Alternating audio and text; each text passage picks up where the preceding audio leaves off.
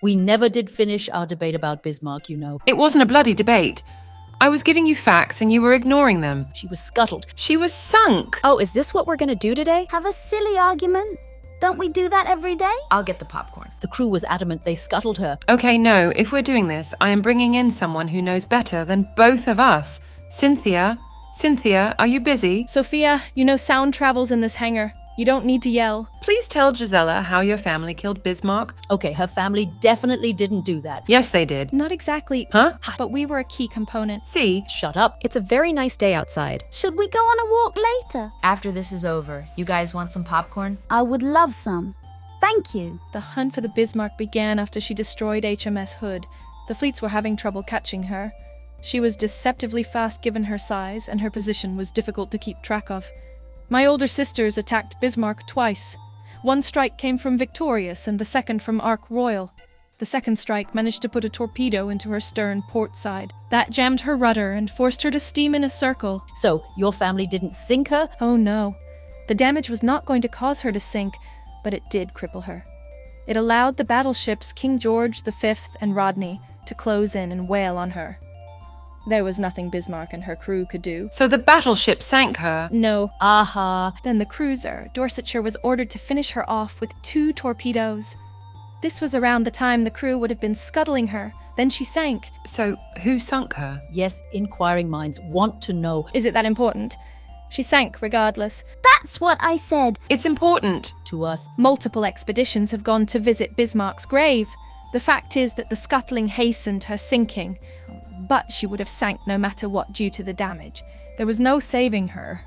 So, it was kind of both? I mean, the only reason she was scuttled was because of the damage, so I suppose also off topic. But while we're having this discussion, people need to stop saying that Bismarck was a boy. I promise you she was not.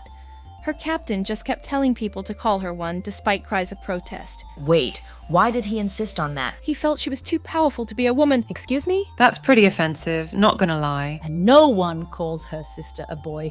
She was just as strong. Bismarck had a sister? Oh yeah, Tirpitz. She was much less famous and sat alone in her fjord most of the time. She was sunk, but it was much later on. Hi, that was my family. Candace? You guys sank Tirpitz? Yeah, the Royal Navy had been trying really hard to sink her for a long time, but never managed to do it. So they asked us in the RAF to give it a go. I'm sure the Navy did their best. And I guess your best wasn't good enough. I'll fight you. To be fair, even we struggled with her for a while. She was stubborn. Eventually, they loaded my sisters with tall boy bombs meant for fortified bunkers and dropped those on her. That worked. Sounds like overkill. If there's one thing Tirpitz managed to do for Germany, it was waste so many of our resources trying to kill her. Poor girl put up a fight. What about Japan's big battleships? Yamato and Musashi? Oh dear.